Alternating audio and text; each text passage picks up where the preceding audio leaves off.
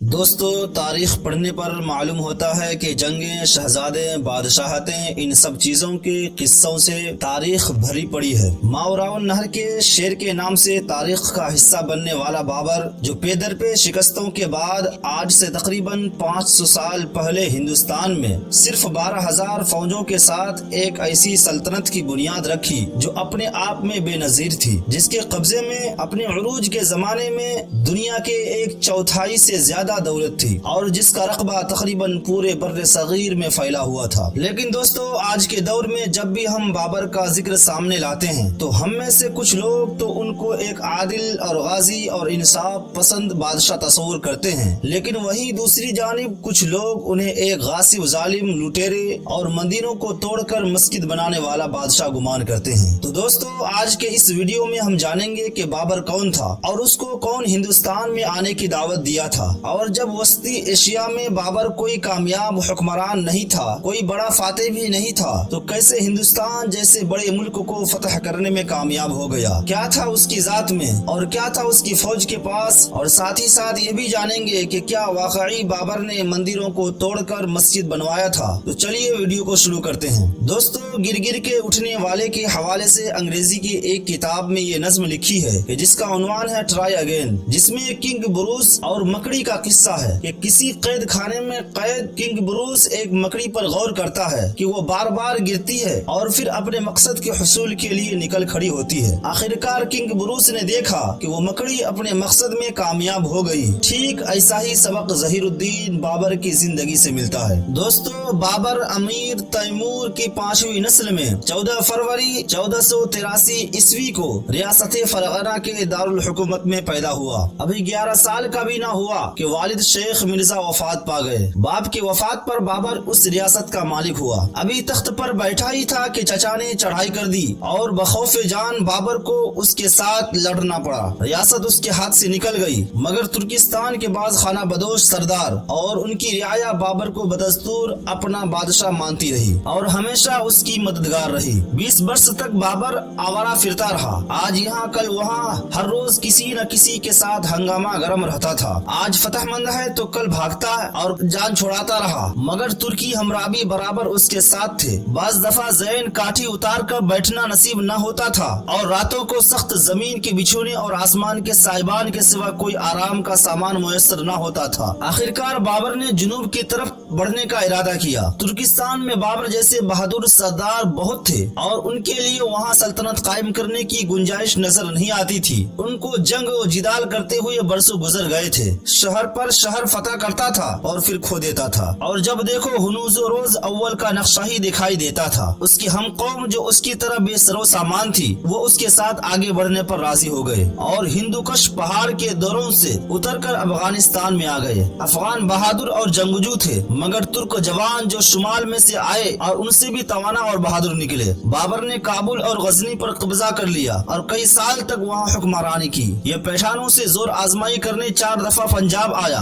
اور ہر دفعہ ان کی ملک کا کچھ حصہ چھین کر اپنے کسی سردار کو اس کا حاکم بنا کر چھوڑ گیا۔ دوستو، اس کے بعد جب اس کو بھروسہ ہو گیا کہ میں ہندوستان کو فتح کر لوں گا تو اپنے سردار سے پوچھا کہ اس معاملے میں تمہاری کیا رائے ہے؟ تو انہوں نے کہا، ہمیں ضرور قسمت آزمانی چاہیے۔ کل 12,000 سپاہی اس کے ساتھ تھے، لیکن ہر سپاہی کئی جنگیں لڑ چکا تھا اور اپنی جان دینے کے لیے جذبہ رکھتا تھا۔ بابر ان جانباز سپاہیوں کو لے کر پنجاب میں داخل ہوا۔ پیشان بادشاہ ابراہیم لودھی 1 لاکھ فوج کے ساتھ تھا اور مقابلہ کرنے کے لیے تیار ہو گیا، مگر بابر خود ایک تجربہ کار اور سپہ سالار اور فن حرب سے اچھی طرح واقف تھا۔ بابر کو اچھی طرح احساس تھا کہ اس کی فوج دشمن کے مقابلے میں 8 گنا کم ہے، اس لیے اس نے ایک ایسی چال چلی جو ابراہیم لودھی کی وہم و گمان میں بھی نہیں تھا۔ دوستو، اس نے پانی پت کے میدان میں عثمانی ترکوں کا جنگی حربہ استعمال کرتے ہوئے چمڑے کے رسوں سے 700 بیل گاڑیاں ایک ساتھ باندھ دیے۔ ان کے پیچھے ان کی توپچی اور بندوق بردار آڑ لیے ہوئے تھے۔ اس زمانے میں توپوں کا نشانہ کچھ زیادہ اچھا نہیں ہوا کرتا تھا، لیکن جب انہوں نے اندھا دھند گولہ باری شروع کی تو کان پھاڑ دینے والے دھماکوں اور بدبودار دھواں نے افغان فوج کو حواس باختہ کر دیا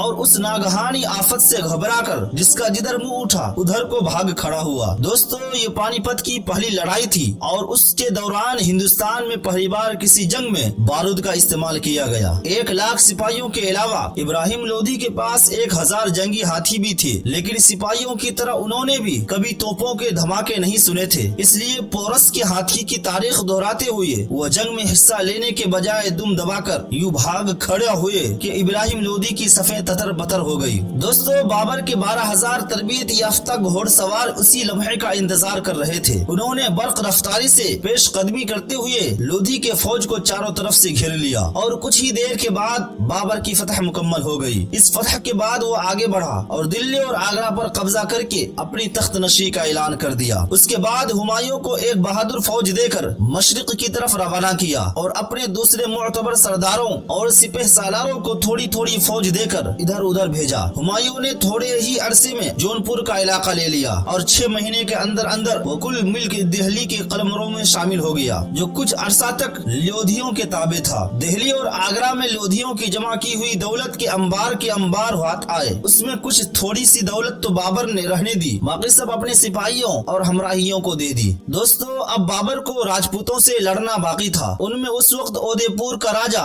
سنگا رام سنگھ سب سے زبردست تھا، یا رانا سانگا کے نام سے مشہور تھا۔ اس نے مالوے کی پٹھان بادشاہ کو زیر کیا تھا۔ تمام راجپوت اپنے راجا کا دل و جان سے خیال رکھتے تھے، لیکن ایک زمانہ تھا کہ اس نے بابر سے درخواست کی تھی کہ آپ آئیں اور ظالم کے پنجے سے ہندوستان کے عوام کو آزاد کریں، لیکن بابر اب رانا سنگا کے خلاف تھا۔ رانا سنگا نے بھی ہندوستان کے عوام کو بابر کے خلاف کر کے لڑنے کا وعدہ لیا۔ دوستو، آگرہ سے 20 میل دور سکری کے میدان میں بڑی بھاری لڑائی ہوئی۔ بابر جو کہ شراب کا بہت شوقین تھا، حالات کو دیکھتے ہوئے اس نے اللہ کی بارگاہ میں وعدہ کیا، اگر میں فاتح ہوا تو آئندہ زندگی بھر شراب نہیں پیوں گا۔ بابر نے جنگ سے اپنی فوج کو تقریر کے ذریعے سے جوش دلایا کہ اگر ہم بہادری سے لڑے تو خدا کی مدد ہمارے ساتھ ہوگی اور جنگ بھی ہم جیتیں گے۔ اس طرح بابر کے ہمراہیوں نے بھی قسم کھائی کہ ہم بہادری سے لڑیں گے۔ جنگ گھمسان کی شروع ہوئی، نتیجہ ہوا کہ رانا سانگا کو شکست ہوئی اور وہ میدان سے بھاگ نکلا اور چند روز بعد مر گیا۔ بابر واپس دہلی لوٹ گیا۔ اس فتح کی خوشی میں اس میدان کا نام فتح پور سکری رکھ دیا گیا۔ دوستو،